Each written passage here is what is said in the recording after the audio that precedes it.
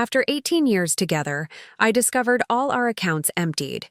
His text simply read, "I deserve happiness."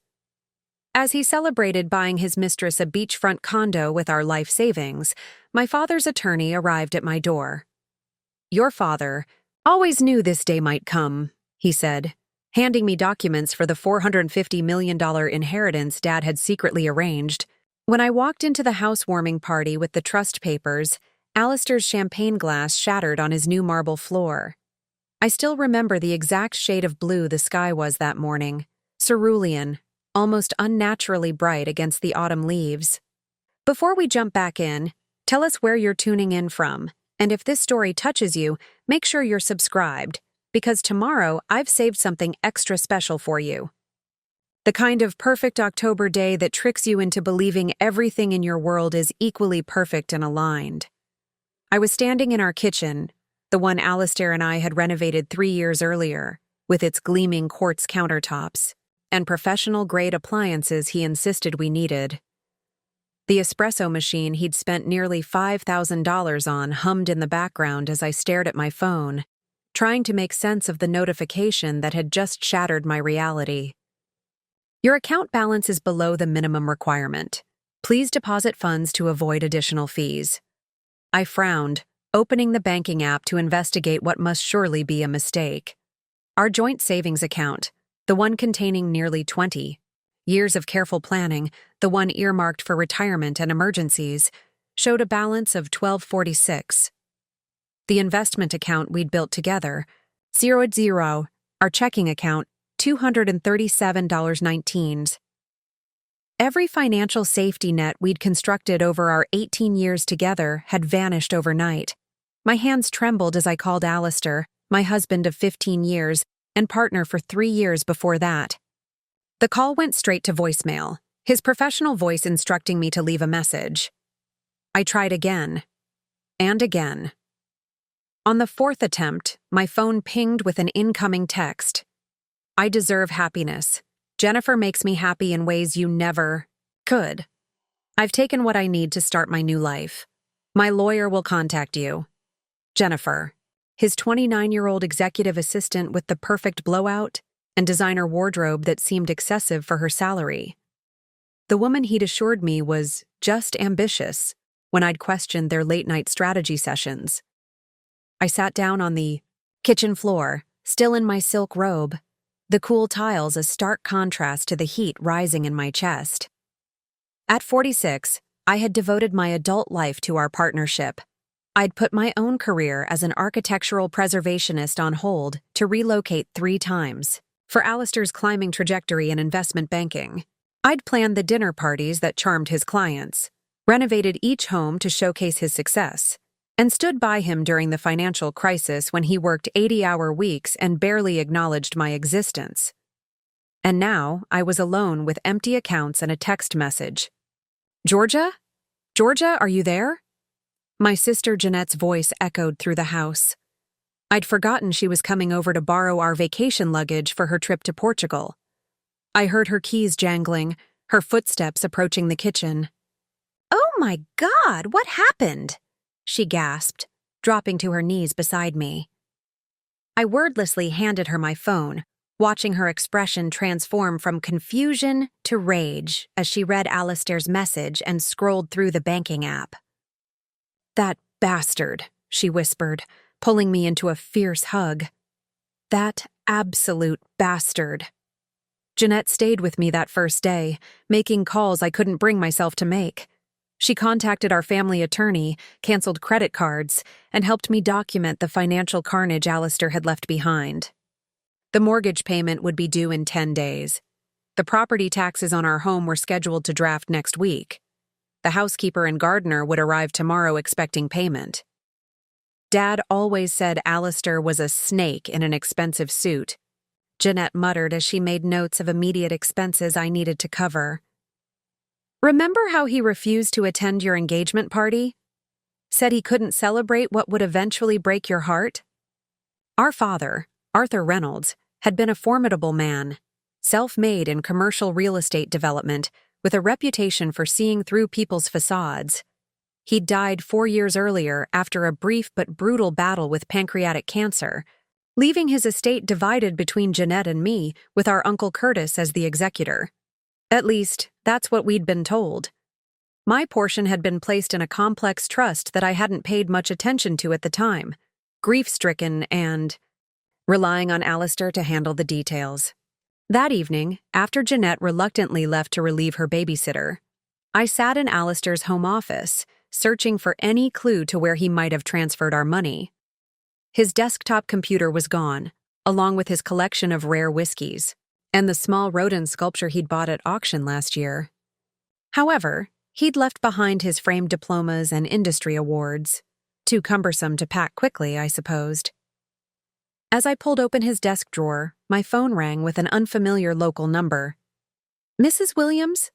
This is Evan Blackwood from Sinclair and Blackwood Law Firm. I was your father's estate attorney."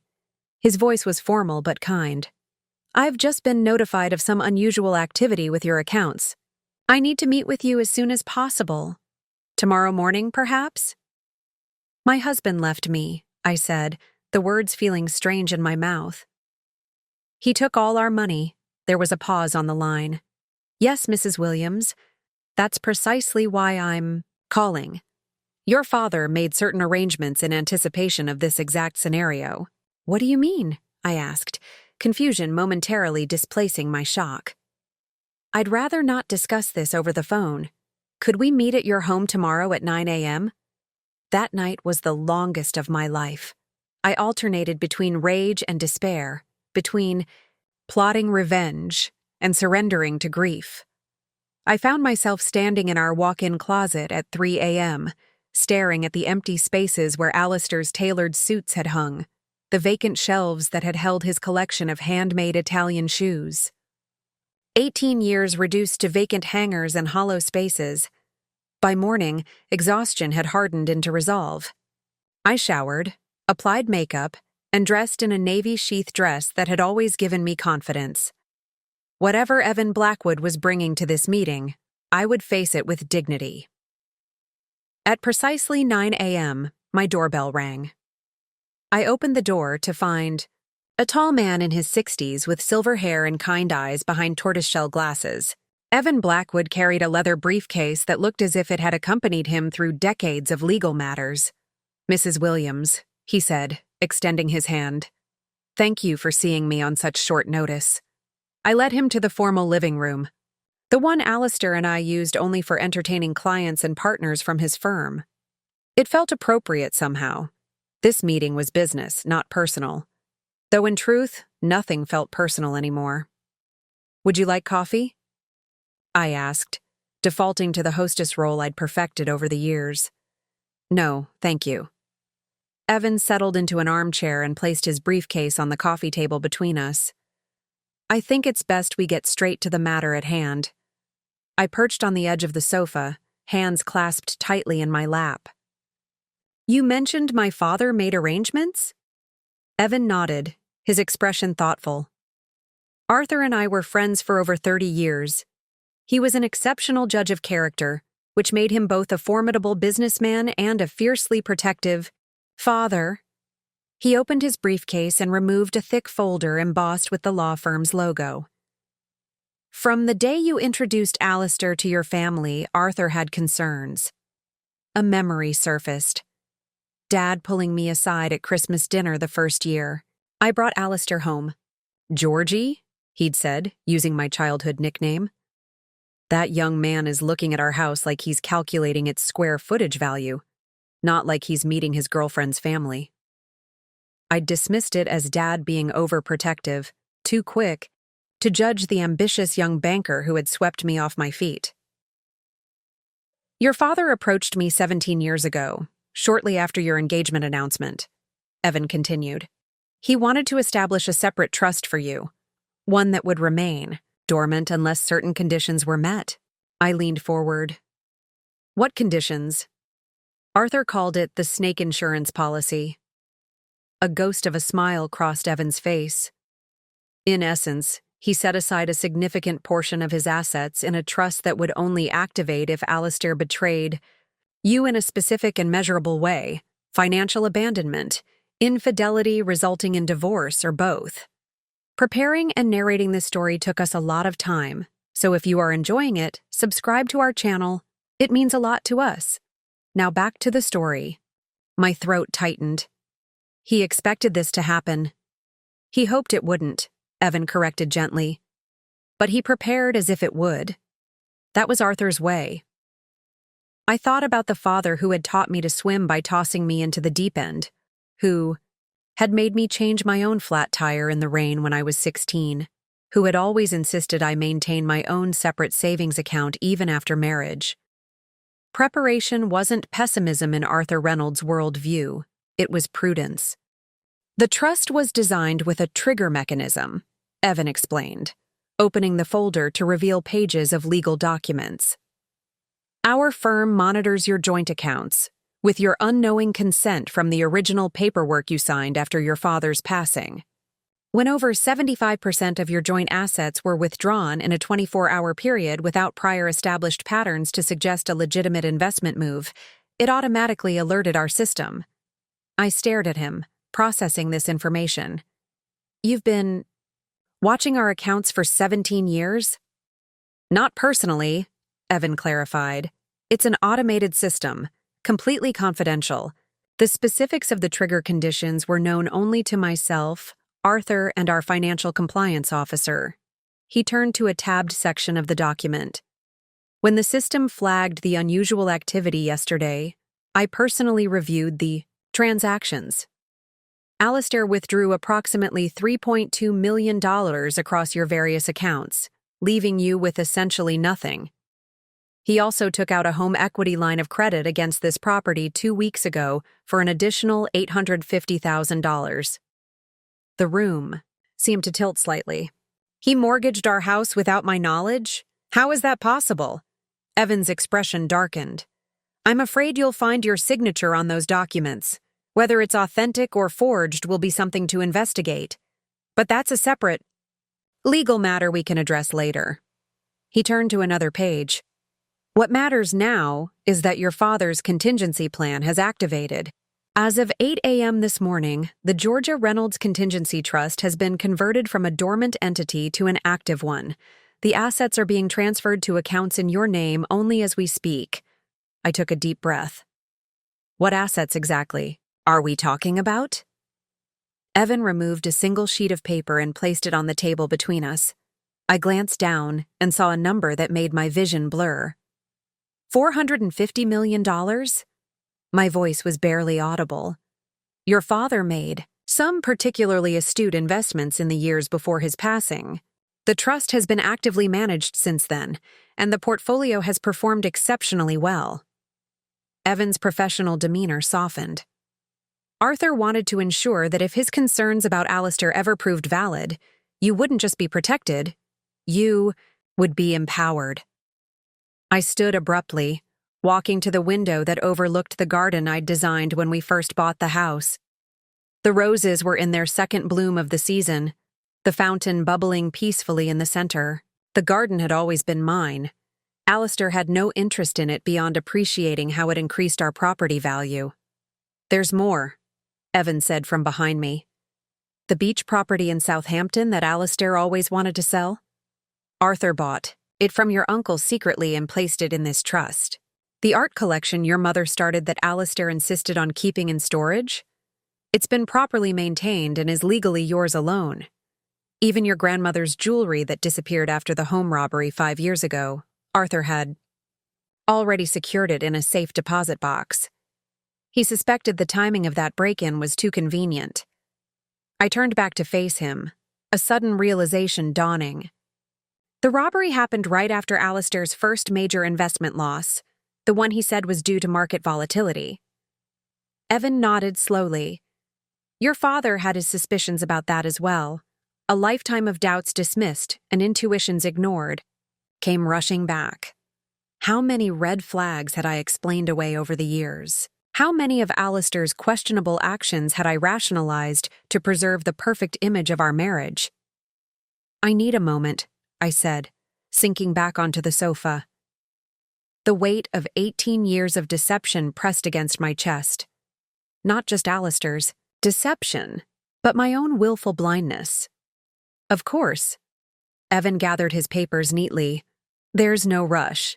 The accounts are being set up as we speak, but the funds won't be fully accessible until tomorrow morning. I've taken the liberty of arranging an immediate transfer of $100,000 to your personal account for any pressing needs.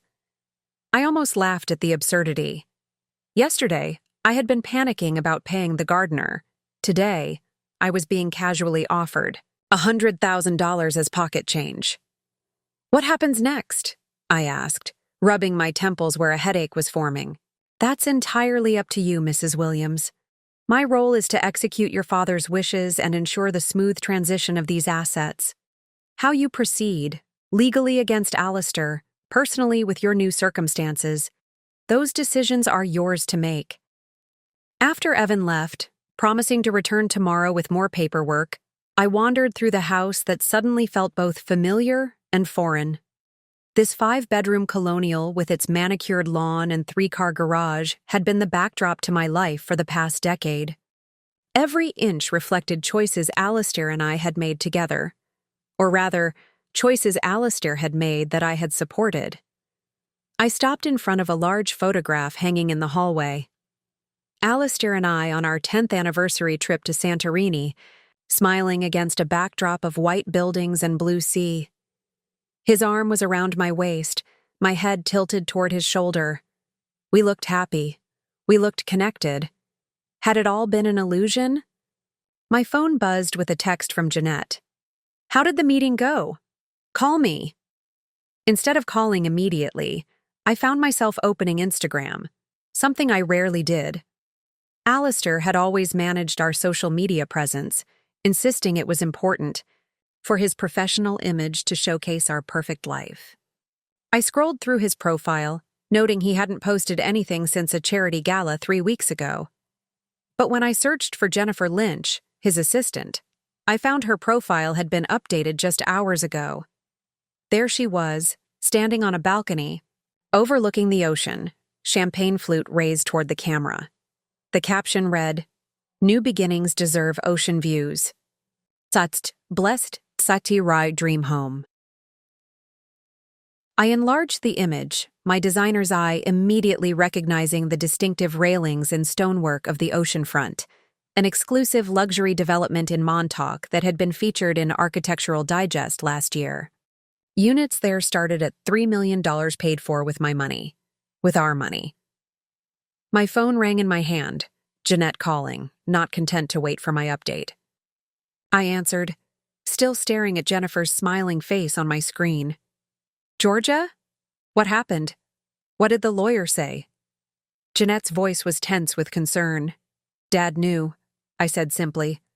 All these years, he knew Alistair would do something like this. He set up a trust for me, a massive trust, that would only activate if Alistair betrayed me. There was a pause before Jeanette responded. How massive? $450 million. I heard Jeanette's sharp intake of breath. Holy shit, Georgia. That's more than I thought Dad was worth. Apparently, he made some excellent investments before he died. I closed Instagram and sank into a chair. The money transfers tomorrow morning. Evan, the lawyer, set up a smaller transfer for immediate expenses. So you're going to be okay, Jeanette said, relief evident in her voice. More than okay. Financially, yes. I stared out the window at my garden. But I just lost 18 years of my life to a man who was apparently playing a very long con. Not a con, Jeanette corrected firmly. I watched you two together. Alistair loved you in his way. He just loved himself more. And when the shiny new prospect of Jennifer came along, he bought her a condo in Montauk with our money, I said flatly. I just saw it on Instagram, Jeanette swore colorfully. That's actually good news. It establishes clear intent to defraud you. My friend Linda's brother is a divorce attorney who specializes in high-net-worth cases involving infidelity and financial misconduct. You should call him. I don't know if I have the energy for a legal battle, I admitted. Georgia Reynolds Williams, Jeanette's voice turned stern. You are not going to let that snake slither away with your money and your dignity. Dad prepared you for this moment. He believed in your strength even when you didn't see it in yourself. She was right. My father had never been one to let injustice stand. Neither had the Georgia who existed before Alistair, the woman who had graduated top of her class in architectural preservation, who had once confronted a developer about destroying a historic building, who had planned to restore important structures, rather than design luxury vacation homes. That woman had slowly disappeared, compromising bit by bit to accommodate Alistair's vision of success. First, it was accepting his transfer to Chicago when I had just secured a fellowship in New York. Then it was agreeing to postpone starting a family because the timing wasn't right for his career. Later, it was abandoning my preservation work, entirely to manage our social obligations and home renovations. Year by year, decision by decision, I had allowed myself to become an accessory to Alistair's life, rather than the architect of my own. You're right, I told Jeanette. I need Linda's brother's number, and I need to find out exactly where this housewarming party is happening. After ending the call with Jeanette, I sat at my desk and began making notes. Alistair had always been methodical about his social events. If he was planning to introduce Jennifer to his circle as his new partner, he would do it with carefully orchestrated flair. It would be soon, before the divorce was finalized but after he felt secure in his financial arrangements. It would be designed to rewrite our history, to position Jennifer as the natural next chapter, rather than the catalyst for destroying our marriage. I opened my laptop and logged into Alistair's email account. He had changed the password, of course, but he hadn't changed the recovery phone number, my cell phone. Within minutes, I had reset the password and was scanning his inbox. There it was, an email chain with his closest colleagues discussing a casual housewarming gathering scheduled for this Sunday at 4 p.m., just 4 days away. The address matched the oceanfront development I had recognized from Jennifer's post. In Alistair's perfectly curated world, everything happened for maximum effect. The timing of emptying our accounts, the swift purchase of a status symbol property, the immediate social event to cement his new narrative. It was all part of the performance that had been our marriage. But this time, I would be the one controlling the final act. The next morning, I woke to the chime of my phone. A notification from my banking app. Deposit complete, $100,000. 9. The initial transfer from Evan had arrived. More importantly, it confirmed that yesterday's meeting hadn't been some elaborate hallucination born of stress and sleeplessness. I made coffee, using the French press I preferred rather than Alistair's ostentatious espresso machine. My phone rang. It was Evan. Good morning, Mrs. Williams. I trust you've seen the initial transfer is complete? Yes, thank you. I cradled the phone between my ear and shoulder as I poured the coffee. And please, call me Georgia. Georgia, then. His tone warmed slightly. I wanted to let you know that the main transfer is proceeding as scheduled. The funds should be fully accessible by 10 a.m. I've emailed you the account information and temporary passwords. I took a deep breath. Evan, before I have access to that money, I need to understand exactly what my father intended. This feels overwhelming. There was a thoughtful pause on the line. Your father left a letter with the trust documents. I was planning to bring it with the final paperwork today, but perhaps you'd prefer to read it now. Yes, please. I'll scan and email it immediately. Would noon work for our meeting today? After confirming the appointment, I checked my email to find the scanned letter already waiting. My father's distinctive handwriting filled the page, his bold strokes and slight rightward slant instantly recognizable. My dearest Georgia, if you're reading this, then my worst fears about the man you married have come to pass. I take no pleasure in being right about Alistair. I would have given anything to be wrong. You might be feeling foolish right now, questioning how you missed the signs. Don't. Manipulators like Alistair are experts at making strong people doubt themselves. Your only mistake was loving completely, and that is never something to regret. The money in this trust isn't just financial security, it's freedom. Freedom to reclaim the Georgia I watched disappear little by little over the years. The brilliant, fierce woman who wanted to preserve beautiful things, who fought for history and authenticity in a world obsessed with shiny and new. Use this freedom wisely. Get angry first. You're entitled to that. Then get even. You're entitled to that too. But eventually, get living again. And Georgie? Don't waste time blaming yourself. Some people are simply snakes in expensive suits. I knew it the moment I met him. You know it now? That's enough. All my love. Dad tears streamed down my face as I read and reread the letter. My father's voice was so clear I could almost hear him speaking the words. The mixture of vindication and grief was overwhelming. I picked up my phone and called Linda's brother, the divorce attorney Jeanette had recommended. His secretary scheduled an emergency consultation for 2 p.m. that afternoon. Next, I called the security company that monitored our home. If Alistair had access to a home equity line I supposedly signed for, there was no telling what other financial time bombs might be waiting. I arranged for them to change all the codes and install new locks. The thought of Alistair walking in, with his key perhaps to collect more of his possessions, or worse, to take things that were rightfully mine, made my skin crawl. By the time Evan arrived at noon, I had showered, dressed in a crisp white shirt and black pants, and mentally prepared myself for whatever came next. He brought with him a portfolio containing bank cards, account numbers, contact information for the trust's investment manager, and a preliminary inventory of all assets now under my sole control. The beach house in Southampton is currently vacant, Evan informed me as we reviewed the documents at my dining room table. The property management company reports it's in excellent condition and ready for immediate occupancy should you wish to relocate temporarily. The idea of escaping this house, the beautiful prison I had decorated myself, was suddenly appealing. I might do that. There's one more thing, Evan said, pulling a small box from his briefcase. Your father asked that I give you this once the trust was activated. Inside the velvet-lined box was a key. Not a modern key, but an antique brass, one with an ornate bow. What does it open?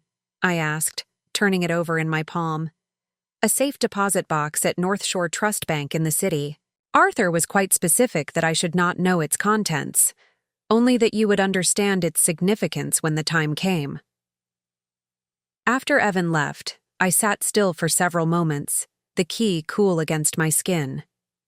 What final secret had my father left for me? Whatever it would have to wait. I had a divorce attorney to meet. The offices of Donovan, Parker and Associates occupied the top floor of a gleaming downtown high-rise, exactly the type of firm Alistair would have chosen for himself.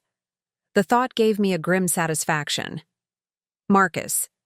Donovan was in his 50s, with salt and pepper hair and the focused intensity of someone who enjoyed complicated challenges. He listened without interruption as I detailed the events of the past 2 days, taking occasional notes on a legal pad. So, to summarize, he said when I finished, your husband cleaned out approximately $4 million from your joint accounts. Without warning, took out a fraudulent home equity loan on your primary residence, and is now publicly flaunting his relationship with his assistant in a luxury property purchased with your marital assets. That's correct.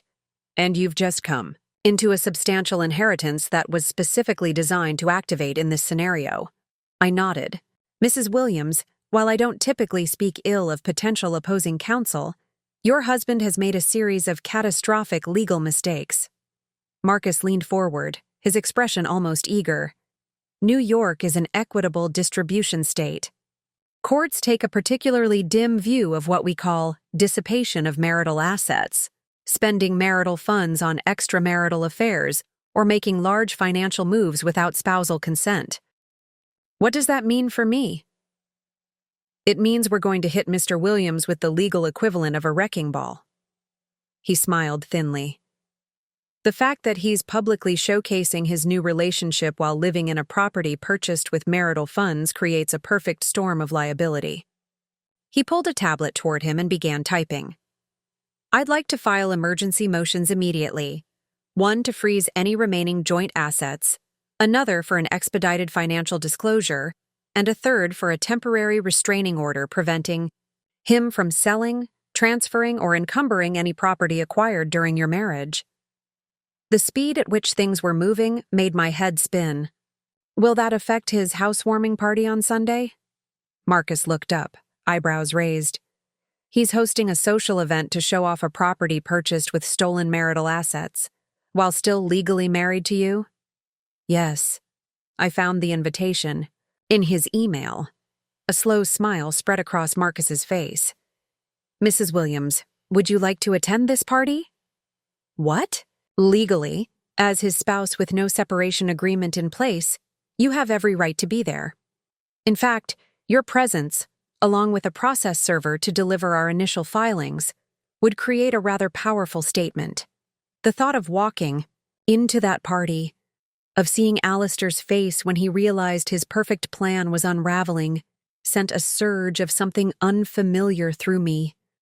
Not quite satisfaction, not quite vindication, but perhaps justice. Yes, I said, feeling more certain than I had in years.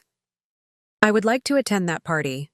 As I left the attorney's office, my phone chimed with a text from an unknown number. I opened it to find a message from Jennifer Lynch. I'm sorry about how things happened.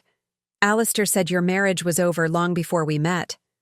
I hope someday you can understand. The audacity was breathtaking. I deleted the message without responding and hailed a taxi. There was one more stop I needed to make today, North Shore Trust Bank, to see what my father had left in that safe deposit box. North Shore Trust Bank occupied a stately limestone building in the financial district, its brass fixtures and marble floors speaking to old money and discretion.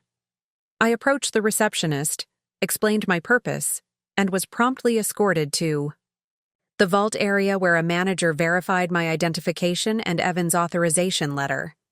Mrs. Williams, it's been some time since this box was accessed, the manager said, checking her computer. Almost 5 years, in fact, since your father's passing. She led me to a private viewing room after retrieving the box, a substantial metal container that required both my key and the bank's to open. When she left, closing the door quietly behind her, I sat for a moment with my hand resting on the lid. What final message had my father left for me?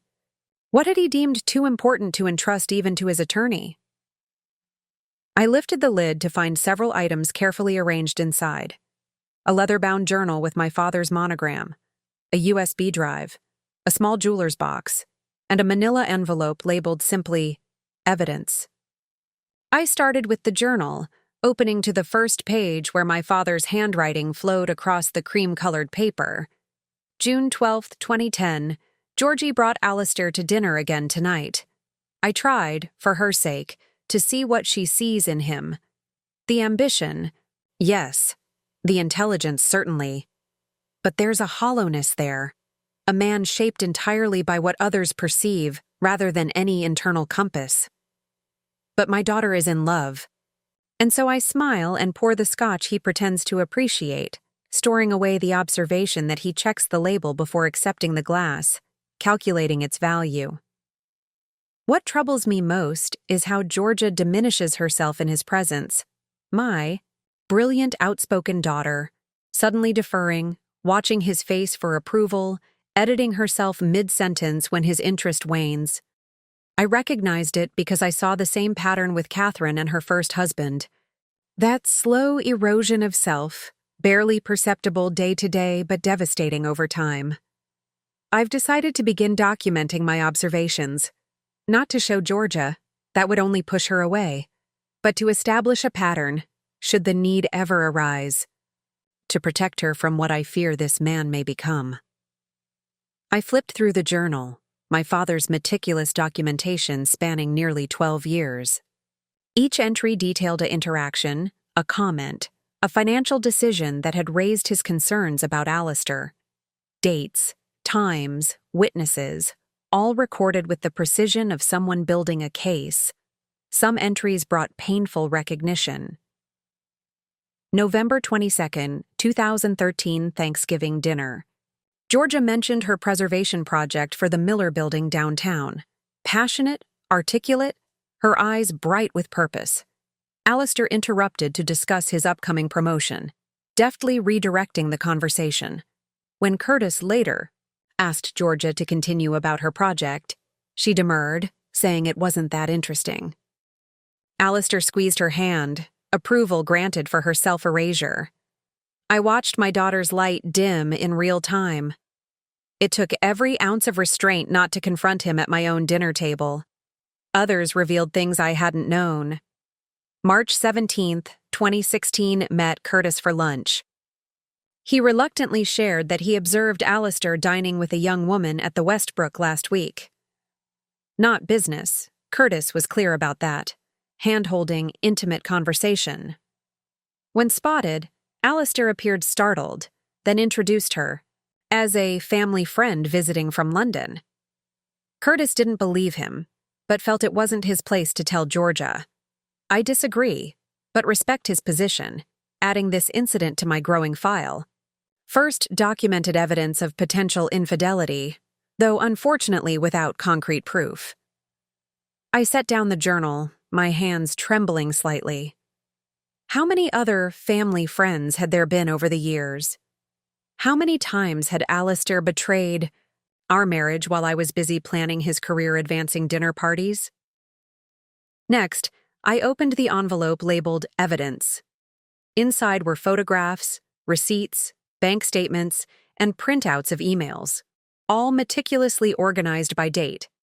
My father, the builder who trusted nothing without proper documentation, had created a comprehensive record of Alistair's duplicity stretching back years. Credit card statements showing purchases at jewelry stores and high-end hotels that never resulted in gifts for me.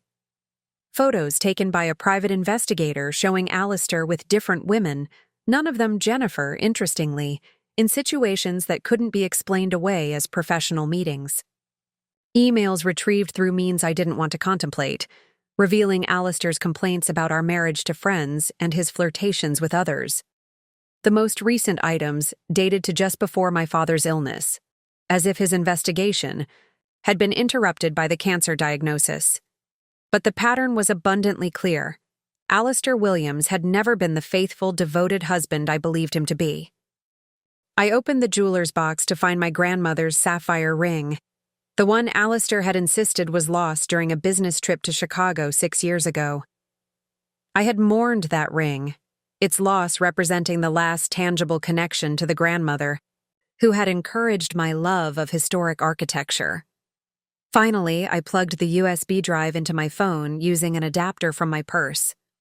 It contained financial records, detailed tracking of unusual movements in accounts Alistair had managed, investments that mysteriously underperformed while generating fees to shell companies, tax documents with discrepancies my father had highlighted. The picture that emerged was of a man who had been siphoning off small amounts from our joint finances for years, hiding losses, and potentially engaging in financial improprieties my father suspected might even cross into illegal territory. I sat back in the private viewing room, surrounded by evidence of a deception so comprehensive, so long-standing, that it defied my understanding. How had I not seen any of this? How had I explained away the inconsistencies, the absences, the convenient losses of treasured items? The answer lay in my father's journal. Entry after entry noted how I had changed, becoming more accommodating, less questioning, gradually surrendering. My independence and critical thinking where Alistair was concerned. It wasn't just that I hadn't seen the signs. I had actively participated in their concealment to preserve the illusion of my perfect marriage. My phone buzzed with a text from Marcus Donovan. Emergency motions filed. Process server confirmed. For Sunday event. Would you like us to arrange security to accompany you? I looked again at the evidence my father had compiled. Evidence that would have shattered my marriage years ago had I been willing to see it. Evidence that would now ensure Alistair faced consequences beyond the loss of his expected inheritance from my father. Yes, I texted back, and I'd like to meet tomorrow to review all financial documentation from the past 10 years. I believe there may be evidence of financial fraud beyond the recent account withdrawals. I carefully repacked everything except my grandmother's ring, which I slipped onto my right hand, and the USB drive, which I would give to Marcus tomorrow. The bank manager returned the box to the vault, and I stepped out into the late afternoon, sunlight feeling as though I had awakened from a long, disorienting dream. On the drive home, I found myself remembering specific moments, warning signs my subconscious had registered, but my conscious mind had refused to acknowledge. The late-night phone calls Alistair took in his office with the door closed, the business trips that extended without explanation, the growing emotional distance as he criticized choices I made, from friendships to clothing to the books I read. Most painful was recognizing how I had participated in my own diminishment. I had stopped pursuing preservation projects because Alistair found them quaint but impractical. I had distanced myself from college friends he deemed not ambitious enough. I had even changed how I dressed, adopting the understated luxury he preferred over the vintage pieces and bold colors I had once loved. When had I become so afraid of disapproval that I had surrendered everything authentic about myself? As the car pulled into my driveway, I noticed a different energy in myself. The shocked numbness of yesterday had evolved into something clearer, sharper. Not just anger, though there was plenty of that, but a kind of focused resolve. Alistair had taken much from me over 18 years. My confidence, my passion, pieces of my identity. But he had made a critical error in his final act of betrayal. He had freed me. That evening, I found myself unable to stay in the house. Every room, every carefully chosen object reminded me of the elaborate facade Alistair and I had constructed. Together, I called Jeanette and asked if I could stay the night. Of course, she said without hesitation. The guest room is already made up. And Georgia, bring enough for a few days. You shouldn't be alone in that mausoleum. Jeanette's townhouse in Brooklyn was everything my suburban colonial was not. Eclectic, slightly chaotic, and unmistakably authentic. Her 2 teenage daughters greeted me with the uncomplicated affection of family, untouched by my marital drama. My nieces knew only that Uncle Alistair had been a jerk, as Jeanette had diplomatically explained. After the girls went to bed, Jeanette poured us both generous glasses of red wine and settled beside me on her worn leather sofa. "You look different today," she observed. "Less shocked, more angry," I supplied. "I'm absolutely furious, not just with Alistair, but with myself." I told her about my father's journal, the evidence he'd collected, the years of deception I had somehow failed to see, or chosen not to see. "Don't do that," Jeanette said firmly. "Don't blame yourself for his betrayal." "But I participated in it, Jeanette. I made it so easy for him. Every time I ignored my instincts, every time I chose not to ask questions, I was helping him construct the lie." Jeanette set down her wine glass with more force than necessary.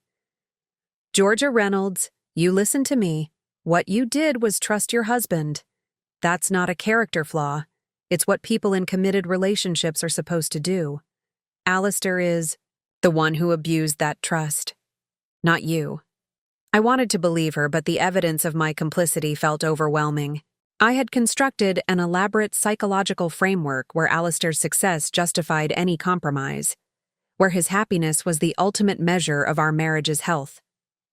"I need to talk to him," I said suddenly. "Before the party. Before the legal confrontation. I need to look him in the eye and ask why." Jeanette's expression shifted to alarm. "That's a terrible idea. Marcus will tell you the same thing. Any conversation you have now becomes part of the legal record. Alistair is manipulative. He'll twist your words, make you doubt yourself again. I'm not the same person I was 3 days ago, I insisted. I won't be manipulated again.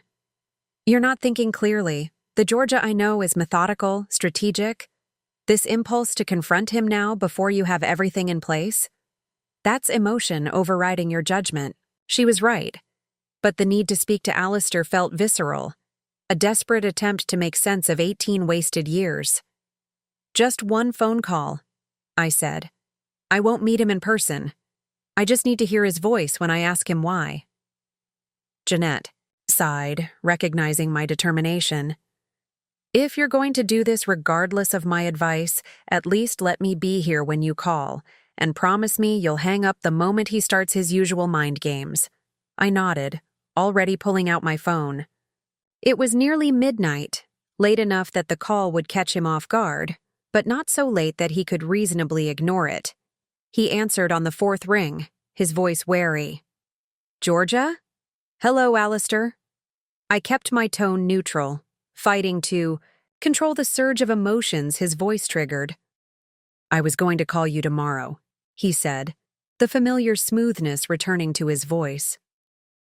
My lawyer advised waiting until the paperwork was in order, but I've been concerned about you. The audacity nearly took my breath away. Concerned about me, after emptying our accounts and disappearing with your assistant?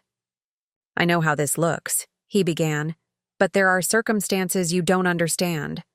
Jennifer and I, it wasn't planned. Sometimes these things just happen. Like the home equity loan just happened?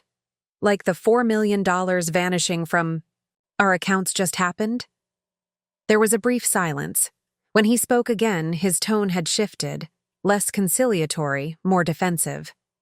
I built those accounts, Georgia. My work, my investments. You contributed nothing financially for 15 years.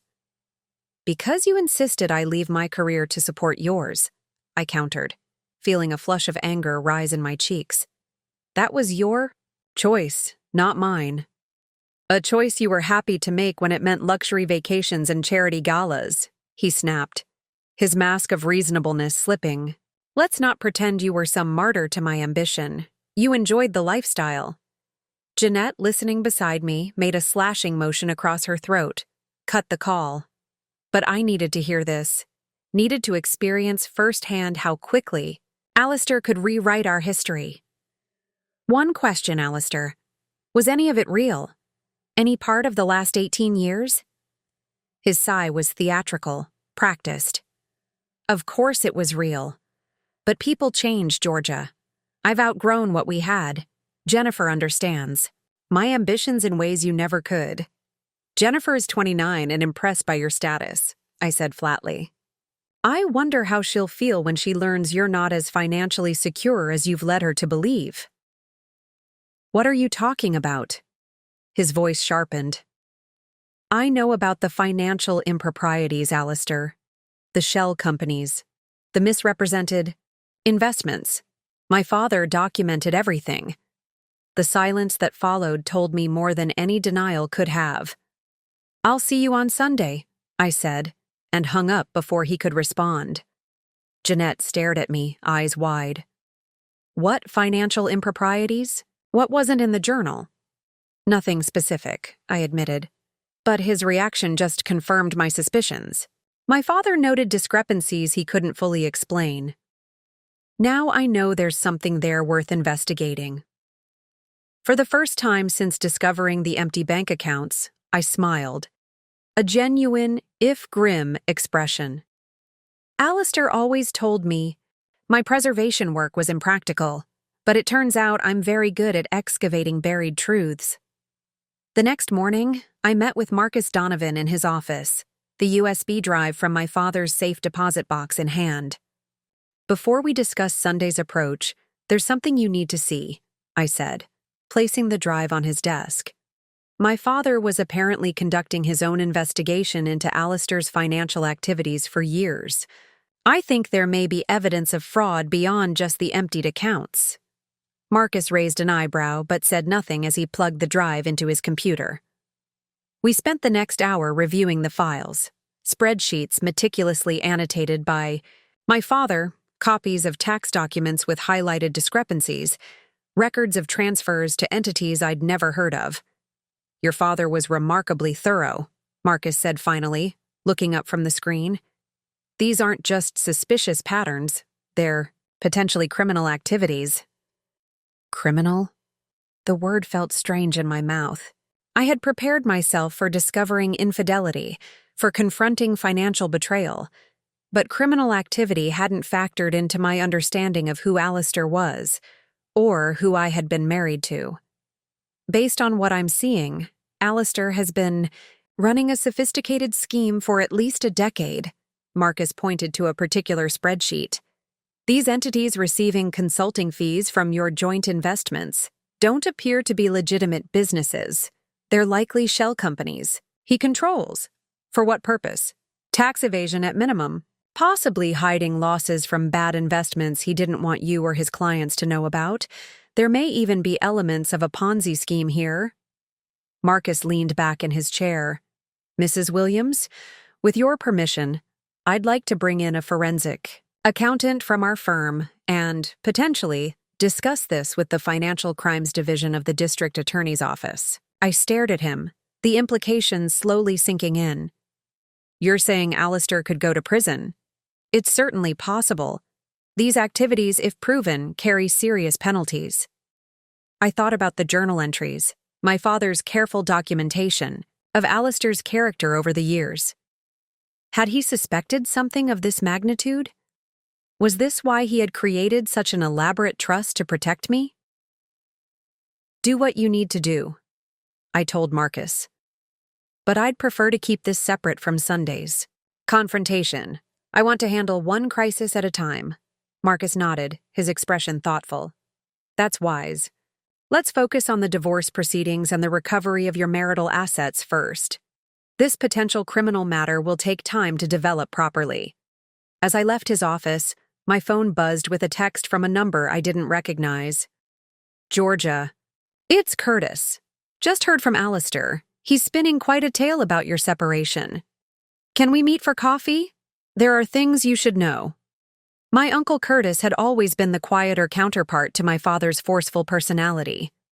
Where Arthur Reynolds had built an empire through sheer determination, his younger brother Curtis had preferred a less visible role in the family business, managing properties and investments with a careful, analytical approach. We met at a small cafe in Chelsea, far from the financial district where Alistair might have colleagues or the Upper East Side where our social circle predominated. Curtis stood as I approached his table, enfolding me in a warm hug that felt like the first genuine, human contact I'd had in days. You look remarkably composed for someone whose life just imploded, he observed as we sat. Appearances can be deceiving, I replied. Isn't that the lesson of the week? Curtis smiled sadly. Your father would be proud of how you're handling this, though not surprised. He always said you had more steel in your spine than anyone recognized, including yourself. What did Alistair say to you? I asked, not wanting to dwell on my father's faith in me when I felt I had let him down so thoroughly. Curtis sighed, stirring his coffee absently. He called yesterday, claiming you were having some kind of breakdown. Said you'd been struggling with depression for years, that your separation was mutual but you'd become unstable, making wild accusations. And you didn't believe him. Of course not. I've known that man was trouble since your engagement party, when I caught him flirting with one of the caterers while you were greeting guests. Curtis's expression hardened. But that's not why I wanted to meet. There's something you need to know about your father's investigation. My breath caught. You knew about that? I helped him with it, especially in the last few years. Curtis reached into his jacket and withdrew a slim manila envelope. When Arthur got sick, he asked me to continue monitoring certain aspects of Alistair's activities. There wasn't time to fully brief you before he passed. And afterward, well, you seemed so devoted to Alistair that Arthur had instructed us not to intervene unless absolutely necessary. Us? Evan Blackwood and I? We were the only ones Arthur trusted with the full scope of his concerns. Curtis slid the envelope across the table. These are account numbers for additional offshore holdings we believe Alistair controls. They weren't on the USB drive because we only confirmed them last year. I stared at the envelope, then back at my uncle. Why didn't you tell me? Your father was very clear. The trust would activate if Alistair betrayed you financially or through infidelity, but the evidence of potential criminal activity was to remain sealed unless you discovered it independently. Curtis's eyes were kind but serious. Arthur believed you needed to come to certain realizations on your own. He was protecting not just your finances, but your autonomy. I thought about the journal entries, how my father had documented not just Alistair's betrayals, but my gradual surrender of independence. He hadn't wanted to rescue me. He had wanted to ensure I had the resources to rescue myself when I was finally ready to see the truth. There's one more thing, Curtis said, his voice dropping slightly. The beach house in Southampton? Alistair doesn't know it, but that's where your father stored the original hard copies of all his evidence. There's a hidden safe in the library, behind the first edition of The Great Gatsby on the third shelf. The combination is your mother's birthday. I closed my eyes briefly, overwhelmed by the layers of protection my father had woven around me, contingencies within contingencies, all while I had been blind to the danger living in my own home. Thank you for telling me this, I said finally, and for helping Dad protect me, even when I didn't want protection. Curtis covered my hand with his. Georgia, you were always the brightest star in Arthur's universe. Everything he did was to ensure that no one, especially not the man you married, could permanently dim your light. After meeting with Curtis, I didn't return to Jeanette's. Instead, I instructed my driver to take me directly to Southampton. I needed to see what my father had preserved there, needed to stand in a space that was now truly mine, uncontaminated by Alistair's influence. Though, late afternoon sun cast long shadows across the property as we pulled up the winding drive. The beach house, a sprawling shingled structure overlooking the Atlantic, had been in our family for 3 generations. Alistair had always considered it outdated, constantly pushing me to sell it to finance a more suitable vacation property in the Hamptons proper. Now I understood why my father had been so insistent that it remain in the family, going so far as to repurchase it from Curtis to place in my trust. The house smelled of salt air and lemon polish, maintained but uninhabited. I walked through the rooms, running my fingers along familiar surfaces. The wide plank pine floors my grandfather had salvaged from an 18th century barn, the built-in bookshelves my father had crafted himself one summer, the window seats where I had spent countless rainy days reading while the ocean churned beyond the glass. In the library, I easily located the first edition of The Great Gatsby on the third shelf, exactly where Curtis had described. Behind it was an almost invisibly seamed panel that swung open when pressed, revealing a small wall safe. My mother's birthday, April 12th, translated to 042, which clicked the safe open on the first try. Inside was a thick portfolio embossed with my father's initials. I carried it to the oversized leather chair by the window, the one where my father had always sat during family gatherings, and began to review its contents. What Curtis had given me was just the tip of the iceberg. Here was the complete record of my father's investigation: bank statements, private investigator reports, tax documents, offshore account details, and correspondence with financial experts who had helped him piece together the evidence. Alistair Williams, golden boy of Morgan Stanley, trusted financial advisor to some of New York's wealthiest families, had been systematically misappropriating client funds for years.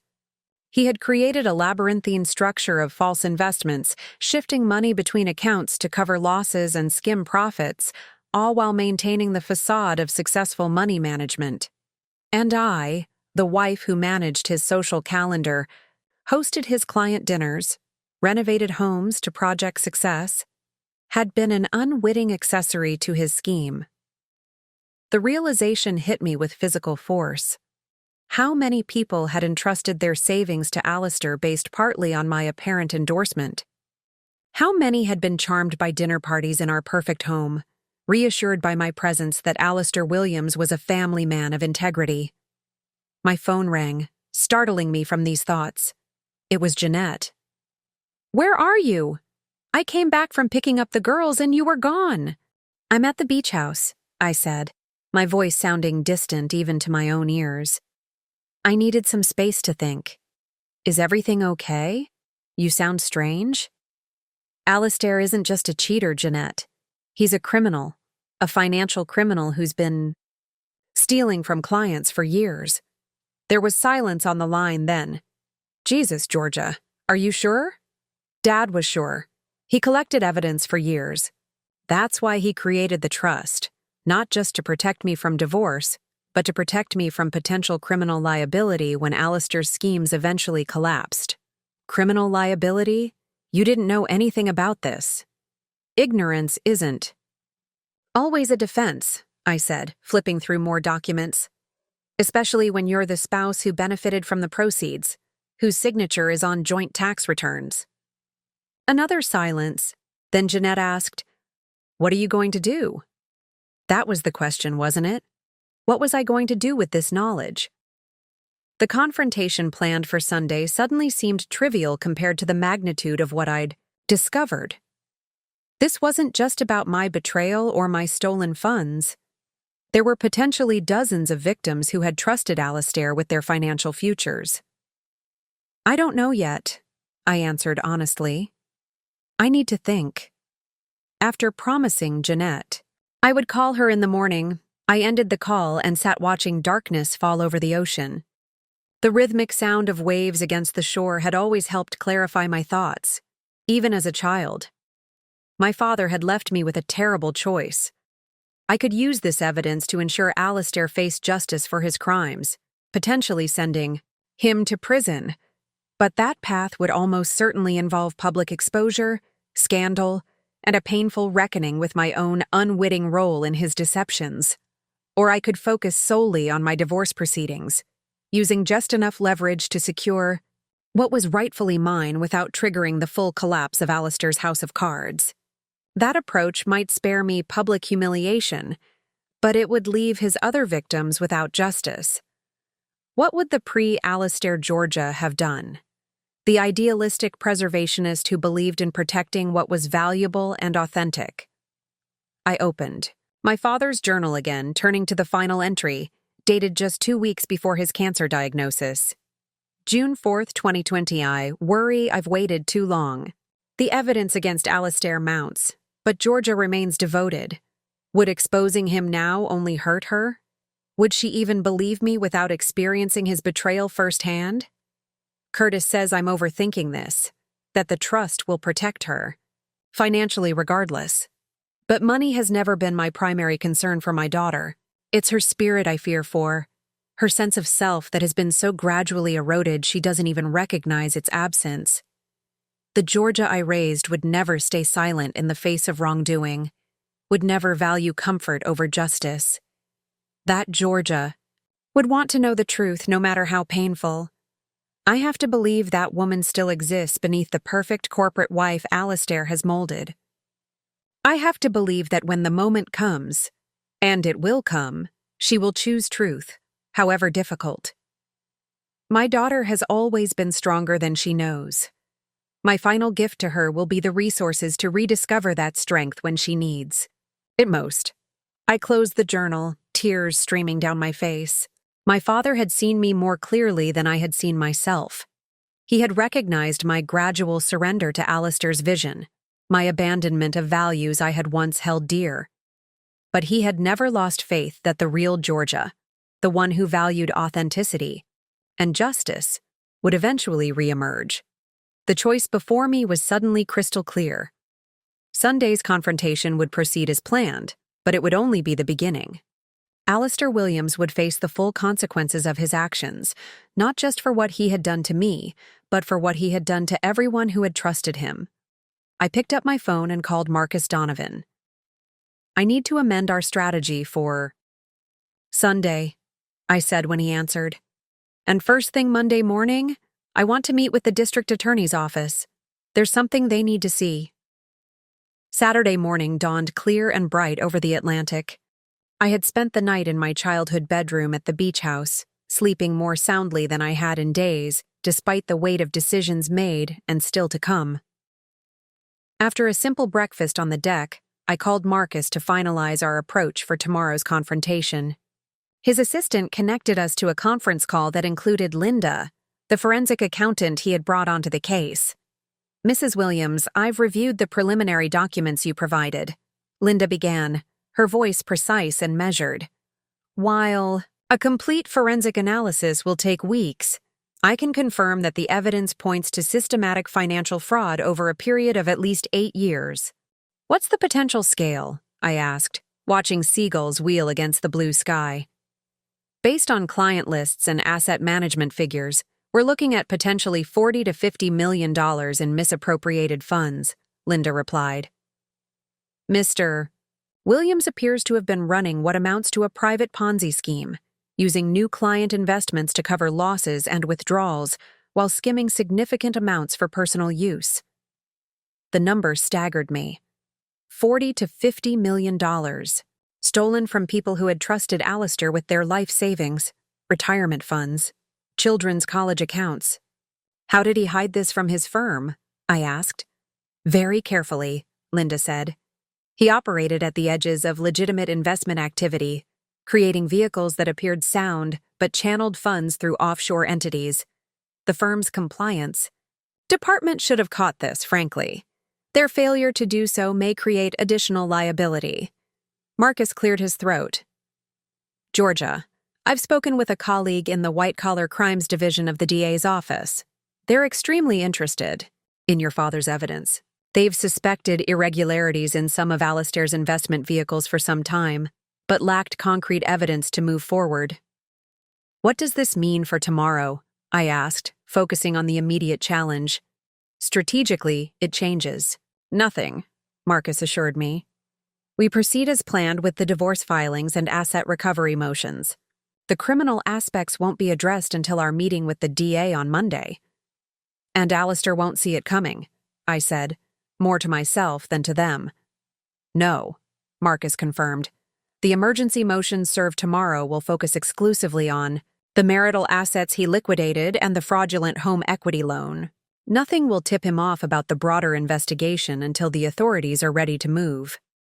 After ending the call, I spent the afternoon walking the beach, mentally preparing for what lay ahead.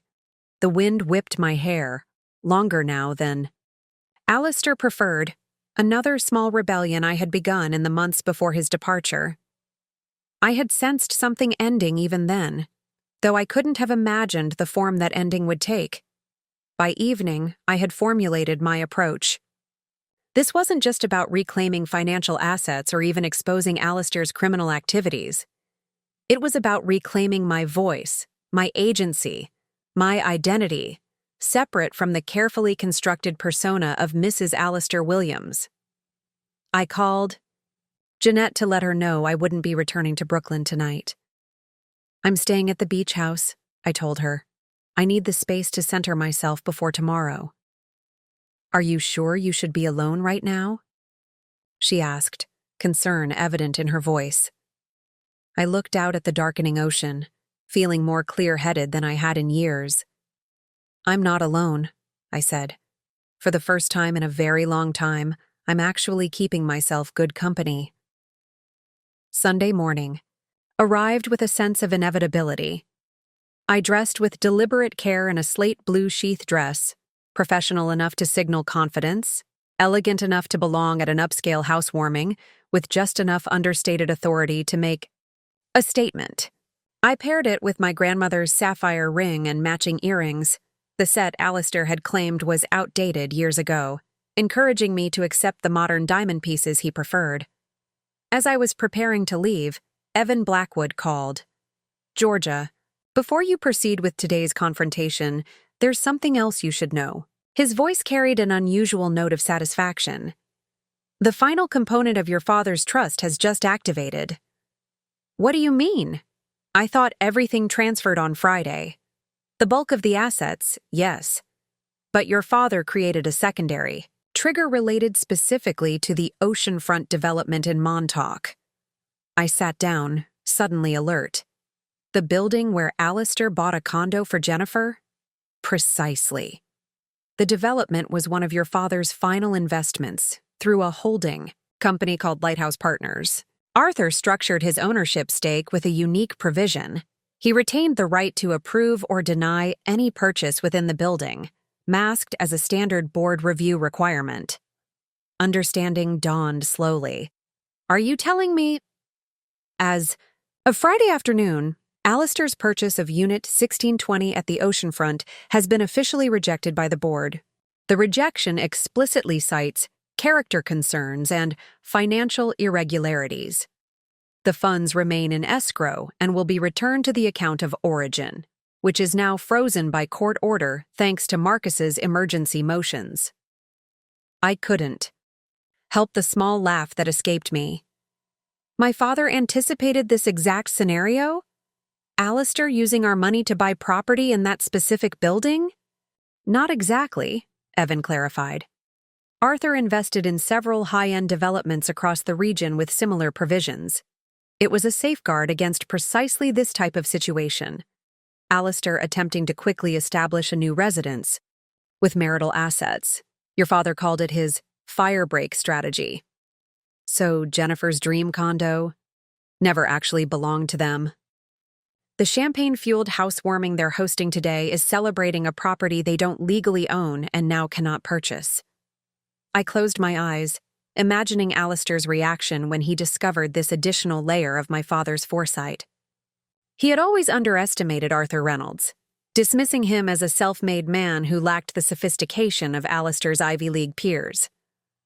That dismissal had been his first mistake of many. "Thank you for telling me this, Evan," I said, a new confidence infusing my voice. "It changes my approach somewhat." "I thought it might," he replied.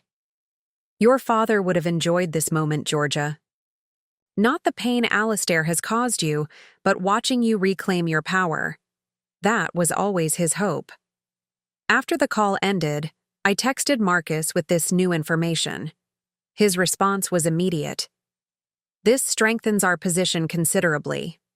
Mrs. Williams, I believe you're about to have a very satisfying afternoon." The drive to Montauk took just over an hour from Southampton. I spent it reviewing mental notes about what I would and wouldn't say. This confrontation wasn't about emotional catharsis. It was about strategic advantage and reclaiming narrative control. As we approached the oceanfront, I could see why Alistair had chosen it. The gleaming glass structure rose dramatically above the surrounding landscape, a monument to wealth and exclusivity. The kind of place where someone like Alistair Williams belonged, or thought he did. The security guard at the entrance checked his list, then nodded deferentially when I gave my name. "Mrs. Williams, you're expected. Unit 1620, top floor North Tower." Of course I was on the guest list. Alistair would want to display his triumph over me to our entire social circle. He couldn't resist the theatrical flourish of including his discarded wife on the invitation list, confident I would never actually appear. In that, as in so many things, he had miscalculated. The elevator rose smoothly to the 16th floor.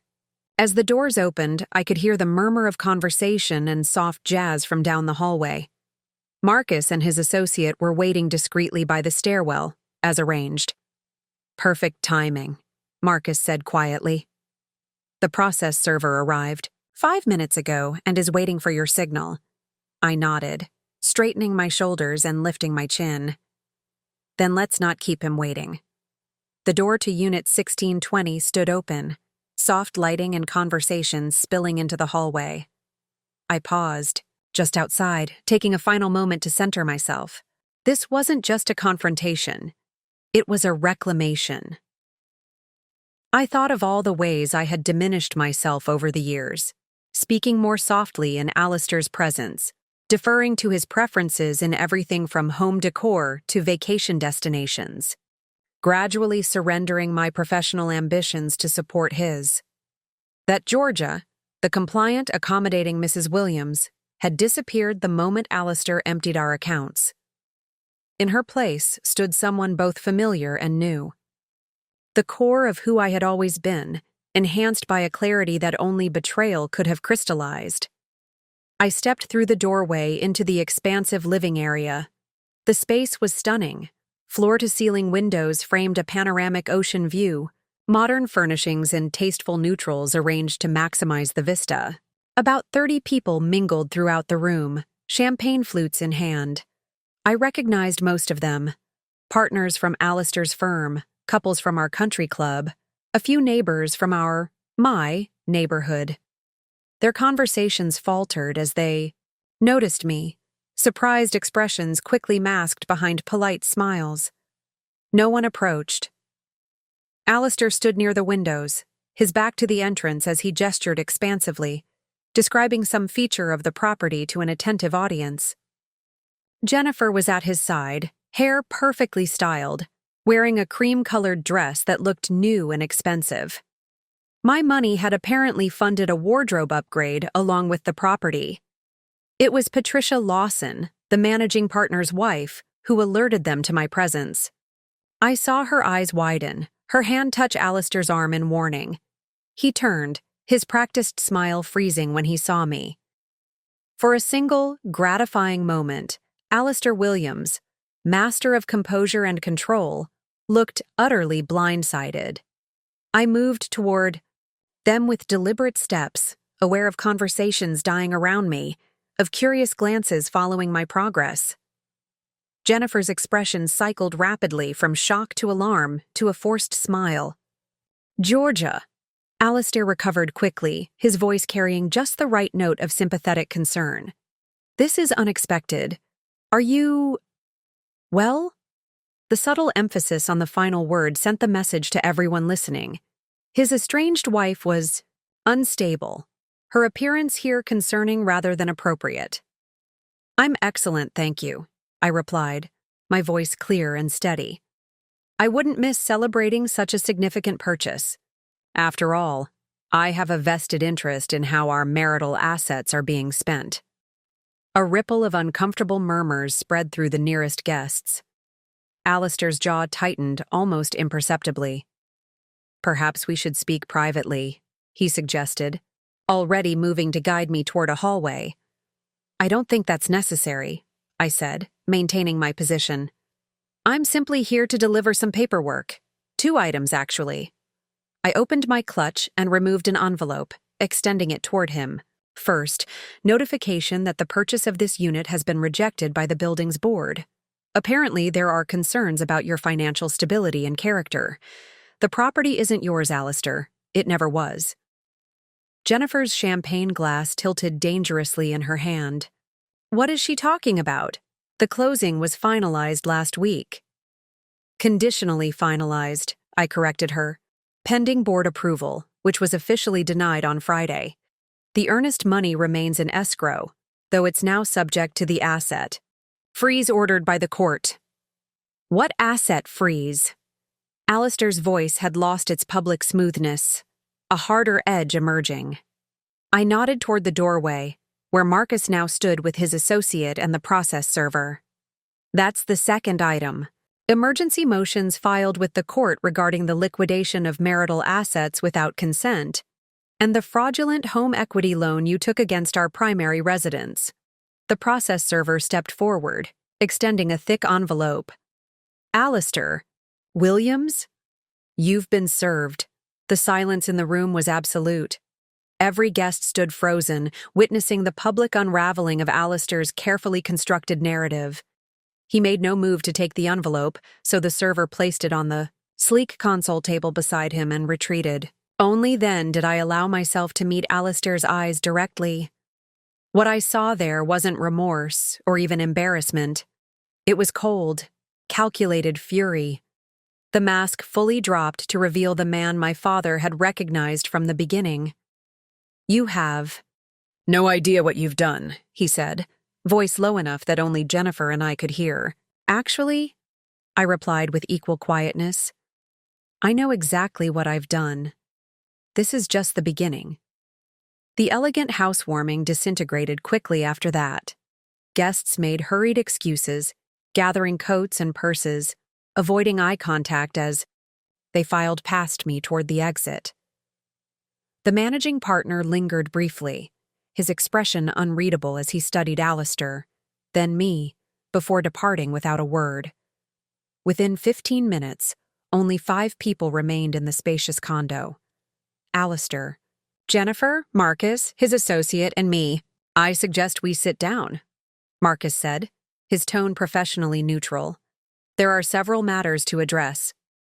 "I'm not discussing anything without my attorney present," Alistair snapped, finally picking up the legal documents from the console table. "That's your prerogative," Marcus acknowledged. "However, as the property you're currently standing in is no longer available to you, perhaps you'd prefer to schedule a meeting at our offices tomorrow?" Jennifer sank onto a nearby chair, her earlier confidence evaporated. "This can't be happening. We've already invited people to stay here next weekend. I've ordered custom furniture." Alistair didn't comfort her. His attention remained fixed on me, calculation replacing his initial shock. I'd seen this expression before. Alistair regrouping, reassessing, formulating a new strategy. He had always been most dangerous when cornered. "Whatever you think you're doing, Georgia, it won't work," he said, his voice regaining its smooth assurance. "I have resources you don't know about, connections you couldn't begin to understand." "Like the offshore accounts?" I asked quietly. "The ones in the Caymans, Singapore, and Belize? Or do you mean your connections to lighthouse partners and the shell companies you've been using to siphon client funds?"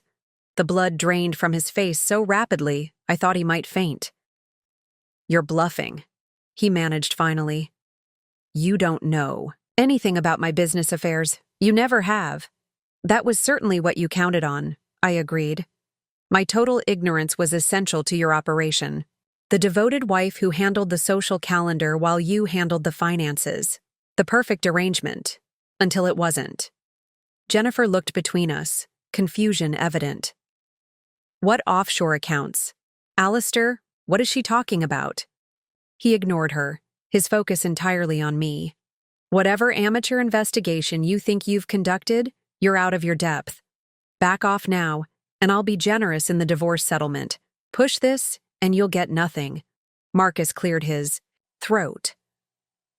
"Mr. Williams, I strongly advise you not to make statements that could be construed as threats. It won't help your position." "My position is still stronger than you realize," Alistair countered, a trace of his characteristic arrogance returning. "Georgia signed the same tax returns I did. If there were any irregularities, she's equally implicated."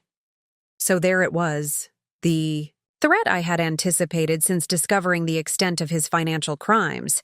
He would try to drag me down with him. "That's an interesting perspective," I said, maintaining my composure. Fortunately, my father anticipated that strategy as well. He was quite thorough in documenting my lack of involvement or knowledge in your financial dealings. "Arthur Reynolds was a self-important fool who got lucky in real estate," Alistair sneered, his facade cracking further. "He never understood sophisticated financial strategies." "What he understood was character," I replied. "Something I failed to recognize the importance of for far too long." Jennifer suddenly stood, gathering her purse. "I need to leave. I need to think." Her voice trembled slightly. "Alistair, call me when you've sorted this out." He made no move to stop her as she headed for the door, her expression shell-shocked.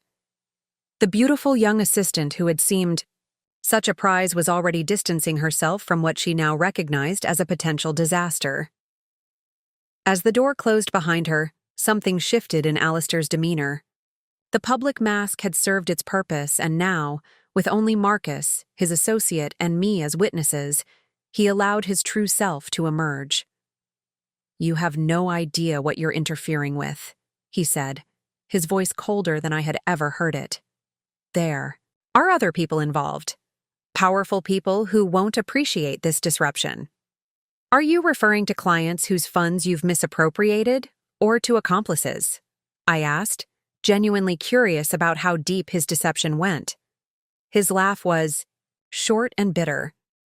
You really believe this is just about some creative accounting? Your father may have had resources, Georgia, but you're playing in a league you don't understand. For the first time, I felt a flicker of uncertainty. What exactly had I stumbled into? Was there something beyond financial fraud in Alistair's activities, something even my father hadn't fully uncovered? This conversation is over, Alistair declared abruptly. You've had your moment of triumph, Georgia. Enjoy it while it lasts. The drive back to Southampton passed in contemplative silence. Marcus had offered to accompany me, but I declined, needing space to process what had just occurred, not just the public confrontation, but Alistair's cryptic parting words. You're playing in a league you don't understand. What had he meant? Was it merely the defensive posturing of a man whose schemes were unraveling? Or was there something more sinister beneath the surface? I called Curtis the moment I arrived at the beach house. It's done, I told him when he answered. The legal papers are served, and Alistair knows I have evidence of his financial crimes. How did he react? Curtis asked, his tone concerned. Initially shocked, then threatening. He implied there's more to this than just his individual fraud. Something about other people involved, and me not understanding what I'm interfering with. Curtis was silent for several seconds. That tracks with something your father suspected toward the end. He believed Alistair might be laundering money for some less than reputable clients, possibly with international connections. A chill ran through me. Are you saying he could be involved with criminal organizations? Not directly, perhaps, but financial criminals often find themselves serving multiple masters once they cross certain lines. Your father could never confirm his suspicions. The evidence trail went cold at several points. I sank into a chair, the weight of this new possibility settling heavily. Curtis, what have I stepped into? Something your father was prepared for, he assured me. Why do you think he created such an elaborate protection system? The emergency motions Marcus filed will freeze Alistair's known assets. Your meeting with the DA tomorrow will set official investigations in motion. Alistair is contained, Georgia.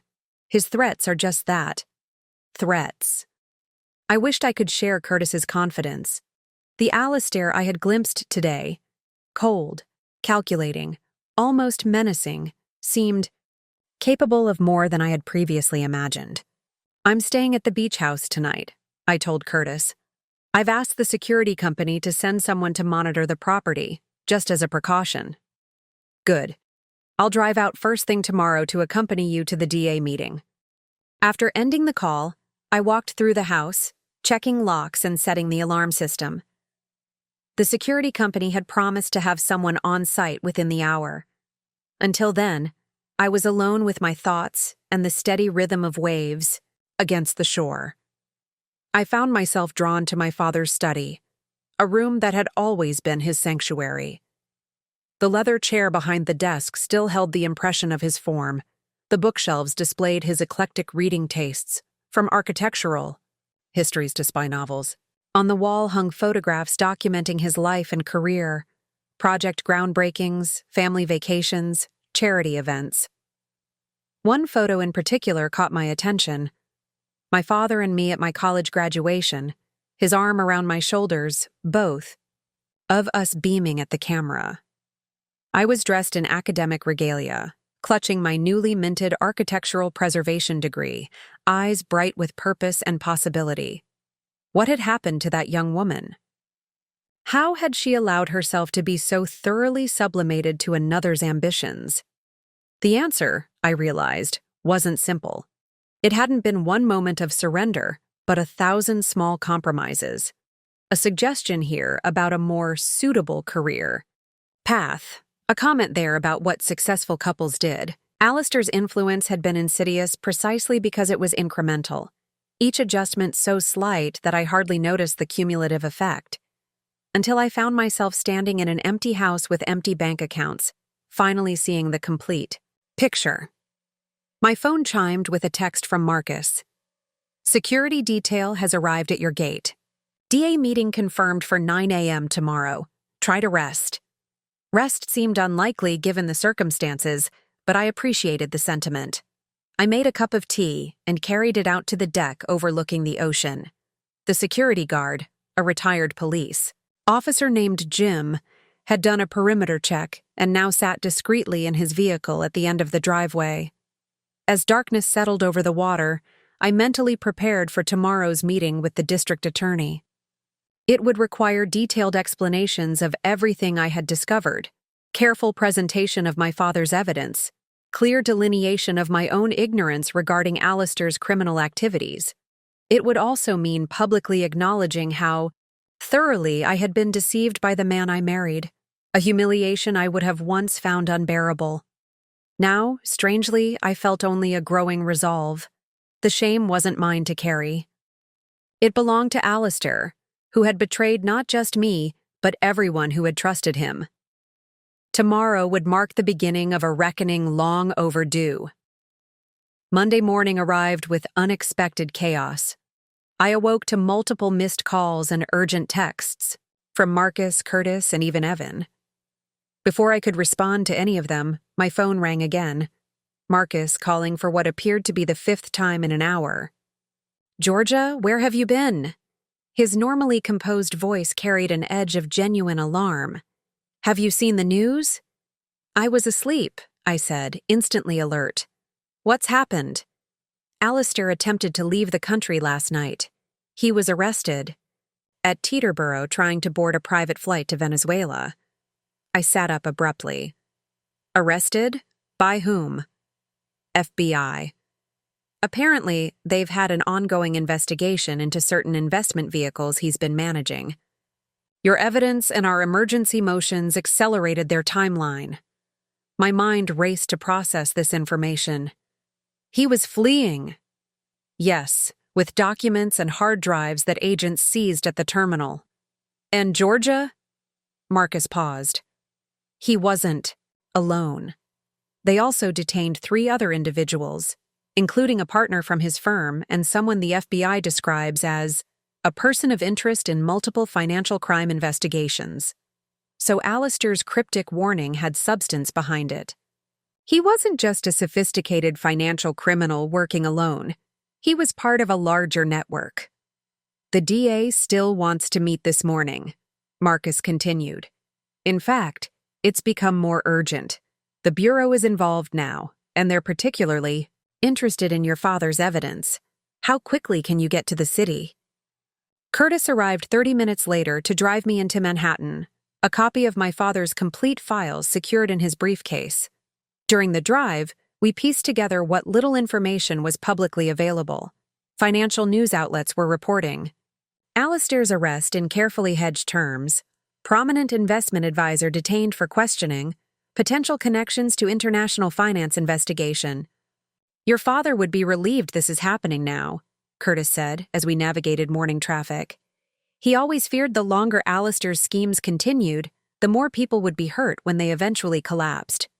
And the more deeply I might be implicated," I added, understanding with new clarity why my father had created such elaborate protections. The district attorney's office was already crowded when we arrived. Marcus met us in the lobby, escorting us upstairs where a conference room had been commandeered for what was clearly a major operation. FBI agents, financial crimes investigators, and legal staff moved purposefully through the space. Assistant District Attorney Caroline Walsh greeted us with brisk efficiency. "Mrs. Williams, thank you for coming. Your timing with these files couldn't be more critical. We've been building a case against several of your husband's associates for months, but he himself has been remarkably elusive, until now." She introduced me to Special Agent Daniel Morgan from the FBI's Financial Crimes Division, who regarded me with careful assessment. "Mrs. Williams, I need to be clear about something up front," he said. "While we have no reason to believe you were knowingly involved in your husband's activities, we will be thoroughly investigating your level of awareness and participation." "I understand," I replied steadily. My father anticipated that concern, which is why his documentation includes evidence of my exclusion from financial decisions and Alistair's deliberate concealment of information from me. For the next 3 hours, I answered questions, reviewed documents, and provided context where I could. I detailed how Alistair had systematically isolated me from financial matters, insisting it was his domain, while encouraging me to focus on social and domestic responsibilities that enhanced his professional image. The turning point was obviously when he emptied your accounts, Ada Walsh noted, reviewing the timeline. Did you have any warning that was coming? None, I said. Though in retrospect, there were signs something was changing. He became more secretive, more critical of small purchases I made.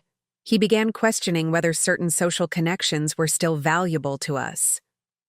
Preparing to discard assets that no longer served his purposes, Agent Morgan observed. Including you, Mrs. Williams, the statement was blunt but accurate. To Alistair, I had been merely another asset, valuable while I enhanced his image, disposable when circumstances changed.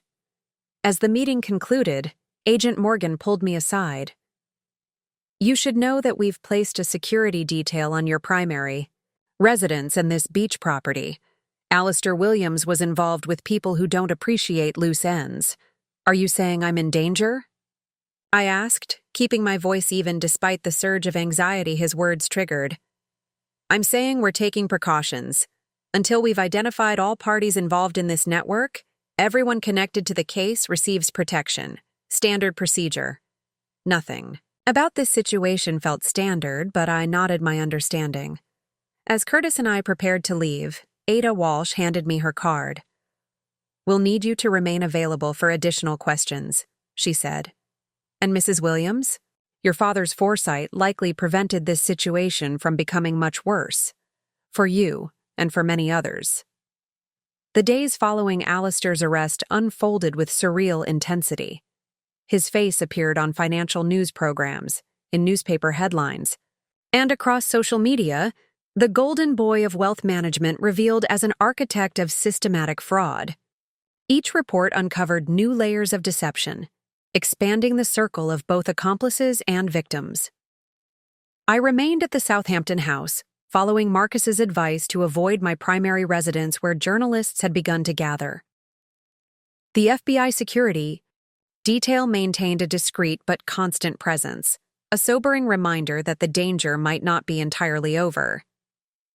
3 days after the arrest, Jennifer Lynch texted me. I swear I didn't know about any of this. Please believe me. I didn't respond. Whether she had known about Alistair's criminal activities seemed almost irrelevant compared to the fact that she had knowingly participated in his betrayal of our marriage. There would be no absolution from me. Jeanette arrived on Thursday, insisting on staying for a few days despite my assurances that I was coping well. You don't have to be strong all the time, she said, unpacking groceries in the kitchen. What you're going through would break most people. I'm not most people, I replied, surprising myself with the certainty I felt. And I'm not broken. That evening, we sat on the deck watching the sunset, a bottle of wine between us. The constant tension of the past week had begun to ease, replaced by an odd sense of suspended animation, waiting for the next development. The next revelation, the next step in a process that had taken on its own momentum. Have you thought about what comes next? Jeanette asked, refilling our glasses. After the legal proceedings, I mean. I hadn't, not really. The immediate crisis had consumed all my attention.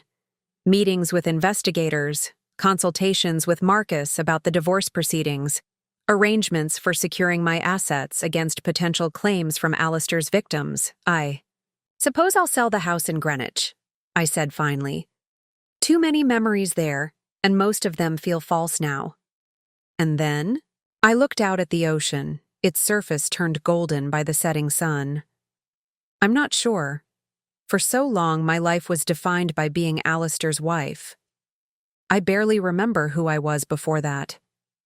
I remember, Jeanette said gently. You were passionate about architectural preservation. You wanted to save beautiful old buildings from being demolished to make way for glass towers. You had that fellowship offer from the Hudson Valley Heritage Foundation. The memory surfaced slowly, the excitement I'd felt upon receiving that offer, the projects I'd dreamed of tackling, the difference I'd hoped to make. Then came Alistair's unexpected job opportunity in Chicago, his persuasive arguments about advancing his career first so we could later afford for me to pursue my hobby without financial constraints. I'd never gone back to it. The temporary pause had become permanent, my professional aspirations gradually replaced by the full-time job of being Mrs. Alistair Williams. I wonder if they still need preservationists, I mused, something long dormant stirring within me. Why? Don't you find out? Jeanette suggested. You're certainly not constrained by finances now. The thought was simultaneously terrifying and exhilarating. The possibility of reclaiming not just financial independence but purposeful work, identity beyond the ruins of my marriage. My phone rang, interrupting these reflections. It was Agent Morgan. Mrs. Williams, we've completed our review of the evidence you provided, he said without preamble. I wanted to inform you personally that we've found no indication whatsoever of your knowledge or participation in your husband's schemes. You've been officially cleared of any potential charges. Relief washed through me, though I had never truly feared legal consequences. My father's documentation had been too thorough, too explicit in demonstrating my exclusion from Alistair's financial dealings. There's more, Agent Morgan continued. Mr. Williams has begun negotiating with prosecutors. He's offering information about his network in exchange for consideration in charging and sentencing. He's betraying his associates to save himself, I said, unsurprised. Loyalty had never been Alistair's strong suit. Essentially, yes. And Mrs. Williams? He's specifically requested to speak with you. I froze, my wine glass halfway to my lips. Why would he want to see me? He wouldn't say. You're under no obligation to agree. In fact, both your attorney and our office would advise against it at this stage. I thought about Alistair sitting in a detention center, his designer suits, exchanged for standard issue clothing, his carefully constructed world collapsing around him. What could he possibly have to say to me now? I'll consider it, I said finally, but not yet. After ending the call, I relayed the conversation to Jeanette, who was predictably opposed to any meeting. He's manipulating you, she insisted. Even now, he's looking for angles, trying to use whatever connections he can. She was probably right. Yet something in me needed closure, not for Alistair's benefit, but for my own. Before I could move forward, I needed to look my husband in the eye one final time, with full awareness of who he truly was. But that moment would come on my terms, not his. For now, there were more immediate concerns. My formal statement to the press that Marcus was drafting, the upcoming court date for the divorce proceedings, and the gradual process of reimagining a life that was now entirely my own to shape. I'm thinking about reopening the New York apartment, I told Jeanette, changing the subject. The one in the pre-war building on Riverside Drive that Dad left me. Alistair always hated it, said it was outdated and impractical. Jeanette smiled, which means it's probably beautiful and full of character. It is. It needs work. But the bones are spectacular. Herringbone floors, original moldings, windows overlooking the park. As I described the apartment, I felt a spark of the enthusiasm that had once defined me. The appreciation for craftsmanship and architectural integrity. The eye for potential beneath neglect. Perhaps this was where reconstruction began. Not with grand plans for the future, but with reclaiming pieces of myself that had been set aside but never truly lost. 3 weeks after Alistair's arrest, the initial media frenzy had subsided, replaced by the slower, more methodical process of legal proceedings. The FBI had identified most of his network, including 2 international financiers and a senior. partner at his firm who had facilitated the movement of questionable funds through legitimate-appearing channels. The scope of the fraud had expanded beyond even what my father had documented. Nearly $70 million misappropriated over a decade, affecting dozens of clients and multiple financial institutions. Alistair faced charges that could result in decades of imprisonment. I had declined his request to meet, following Marcus's advice to maintain distance until the divorce proceedings were further along. Whatever Alistair wanted to say could wait, until I was legally disentangled from him. Meanwhile, I had begun the process of reclaiming my life in tangible ways. I returned to using my maiden name, Georgia Reynolds, filing the paperwork the same day the divorce petition was submitted. I contacted a real estate agent about listing the Greenwich house once the legal holds were lifted. And I had begun renovations on the Riverside Drive apartment, working with a preservation architect to restore its original character while updating systems for modern comfort. Most significantly, I had reached out to the Hudson Valley Heritage Foundation. Their current director, Elaine Michaels, remembered me from my fellowship application 15 years earlier. "We actually have a board position opening," she told me during our lunch meeting in the city. "Someone with your combination of architectural knowledge and financial resources would be invaluable. Would that interest you?" It would be a beginning, a way to reconnect with the field I had once loved while leveraging my unexpected wealth to protect historic properties from development. I accepted on the spot. This particular morning found me at the beach house, reviewing renovation plans for the apartment with the architect. We had just finished discussing options for restoring the original kitchen cabinetry when my phone rang. Curtis. Calling. "Georgia, have you seen today's journal?" he asked without preamble. "No, why?" Alistair's plea deal was announced. 20 years with possibility of parole after 12, in exchange for full cooperation against his associates and restitution to victims. I set down my coffee cup, processing this information. 20 years. Alistair would be in his 60s before he had any chance of freedom. "There's more," Curtis continued. "He's forfeiting all assets, including any claim to marital property.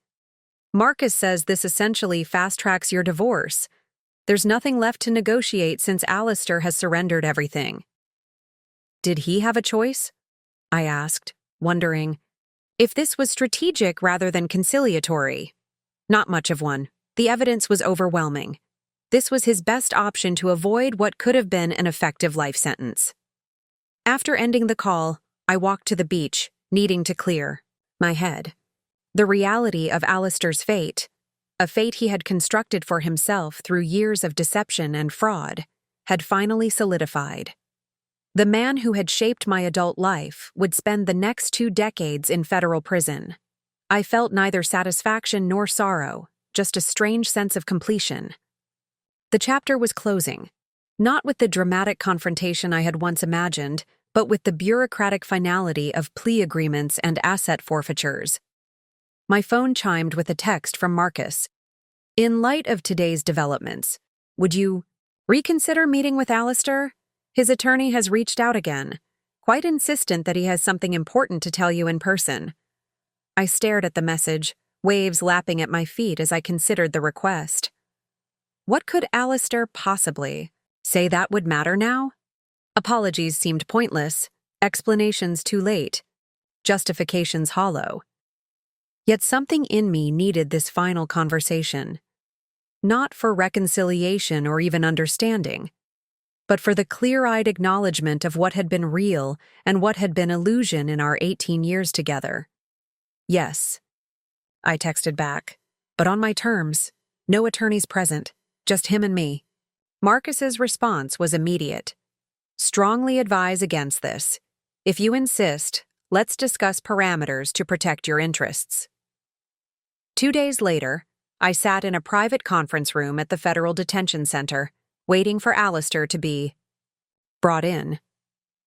I had dressed with deliberate care, a simple navy dress, minimal jewelry, hair pulled back in a sleek ponytail. Professional, composed, nothing like the carefully curated wife of Alistair Williams aesthetic he had preferred. When the door opened and he entered, I was struck by how ordinary he appeared without the armor of his bespoke suits and cultivated confidence. The orange jumpsuit and institutional setting stripped away the trappings that had made him seem exceptional. "Georgia," he said, taking the seat across from me. "Thank you for coming." I studied him silently, noting the shadows beneath his eyes, the tension in his jaw. He appeared to have aged years in a single month. "Your attorney said you had something important to tell me," I replied, keeping my voice neutral. "I'm listening." Alistair's hands rested on the table between us, fingers interlaced to hide their slight tremor. "I wanted to tell you that I've signed everything. The divorce papers, the property settlements, all of it. You won't have to fight me for anything." "I know. Marcus informed me of your plea deal." "It's not just about the plea," he said, a hint of his old impatience surfacing. "I wanted you to hear it directly from me. I'm not contesting anything. What was ours is yours now." I regarded him steadily. "Nothing was ever truly ours, Alistair. You made that clear when you emptied our accounts." He looked away, unable to maintain eye contact. I panicked. Things were collapsing faster than I could fix them. Jennifer was a distraction, a fantasy of starting over. "With my money," I added quietly. "Yes." The admission seemed to cost him something. "With your money, with Arthur's money, ultimately." A silence stretched between us, not the comfortable silence of long companionship, but the weighted pause of two people who had shared a life yet somehow remained strangers. "Why did you want to see me?" I asked finally. "Not to apologize, certainly." His laugh was hollow, entirely without humor. "Would you believe an apology if I offered one? After everything?" "No." "Then, let's not insult each other with pretense." He leaned forward slightly. "I wanted to see you because you're the only person who knew me before all this. Before I became this." He gestured vaguely at himself, at the institutional surroundings. "I never knew you," I countered. "Not really. My father saw the truth. From the beginning, but I refused to see it." Alistair's expression tightened at the mention of my father. Arthur was a perceptive man. I underestimated him significantly. "You underestimated me as well." "Yes," he acknowledged, surprising me with his candor. "That was perhaps my greatest miscalculation." The admission hung in the air between us. I waited, sensing there was more he wanted to say. "They're investigating." "Jennifer," he said finally, "for potential involvement in the fraud." I raised an eyebrow. "Was she involved?" "No." She was exactly what she appeared to be, an ambitious young woman dazzled by wealth and status. She had no idea where the money came from, just like me, I observed. "No," Alistair said sharply, "nothing like you. You chose not to see because you loved me. She chose not to see because she loved what I could give her." The distinction seemed important to him, though it made little difference to me now. Whether blind from love or ambition, the result had been the same: willing participation in an elaborate illusion. "I told the prosecutor she wasn't involved," he continued. "It's the one true thing I can offer at this point, to prevent someone else from being punished for my actions." I studied him, wondering if this belated attack of conscience was genuine or simply another calculated move. With Alistair, it was impossible to be certain. "Is that all?" I asked, gathering my purse. I had heard enough. He hesitated, then reached into the pocket of his jumpsuit and withdrew a small folded paper. "One more thing. I found this in my personal effects when they were cataloging everything for asset forfeiture. I thought you might want it back." He slid the paper across the table. I unfolded it carefully to reveal a photograph, faded and creased with age. It showed a much younger version of myself, standing proudly in front of a Victorian building, architectural. Plans rolled under my arm, face alight with purpose and passion. My first preservation project during graduate school. "You kept this?" I asked, genuinely surprised. "It was in my wallet," Alistair admitted. "All these years. I'm not sure why." I tucked the photograph into my purse, this small artifact from a life interrupted. "Goodbye, Alistair. Georgia." He spoke my name like a complete sentence, finality in each syllable. I didn't look back as I left the room, the heavy door closing behind me with decisive finality. 6 months later, I stood in the center of my renovated apartment on Riverside Drive, morning light streaming through restored leaded glass windows. The space had been transformed, original architectural details preserved and highlighted, modernized where necessary, but with respect for the building's heritage and character. Like me, I thought with a small smile, the divorce had been finalized, with unprecedented speed, given Alistair's comprehensive surrender of all claims. The media interest had gradually faded as new financial scandals took center stage. The FBI protection detail had been withdrawn once the last of Alistair's associates was apprehended. Life had acquired new rhythms, new purposes. My position on the Heritage Foundation Board had expanded to include oversight of a special fund for emergency acquisition of threatened historic properties. I had reconnected with colleagues from my brief professional life before Alistair, finding mentors and friends eager to welcome me back to the preservation community. Most importantly, I had rediscovered the woman glimpsed in that faded photograph, not unchanged by experience, but fundamentally intact beneath the layers of compromise and accommodation. The doorbell rang, interrupting these reflections. It was Jeanette, arriving for the small housewarming gathering I'd planned to celebrate the completed renovations. "It's magnificent," she declared, turning slowly to take in the space. "Like stepping back in time, but in the best possible way." "That's the goal of good preservation," I replied, leading her toward the terrace where drinks were arranged. Honoring the past while creating something that functions for the present. Curtis arrived next, followed by Evan Blackwood and several colleagues from the Heritage Foundation. As conversation flowed and laughter filled the rooms my father had left me, rooms Alistair had dismissed as outdated and impractical, I felt a profound sense of rightness, of return. Later, as sunset painted the sky in spectacular oranges and pinks beyond my terrace, Curtis raised his glass in a quiet toast. "To Arthur," he said simply, "who saw further than any of us." "To Dad," I agreed, thinking of the father whose protection had extended beyond death, whose faith in me had never wavered even when my faith in myself had faltered. And silently, I added another toast. To Georgia Reynolds, who had been lost but was now found, who had endured betrayal but refused to be defined by it, who had discovered, in the ruins of one life, the foundation for another far more authentic and purposeful. The inheritance my father left wasn't just the money that secured my future. It was the example of integrity that would guide it. Up next, you've got 2 more standout stories right on your screen. If this one hit the mark, you won't want to pass these up. Just click and check them out. And don't forget to subscribe and turn on the notification bell so you don't miss any upload from us.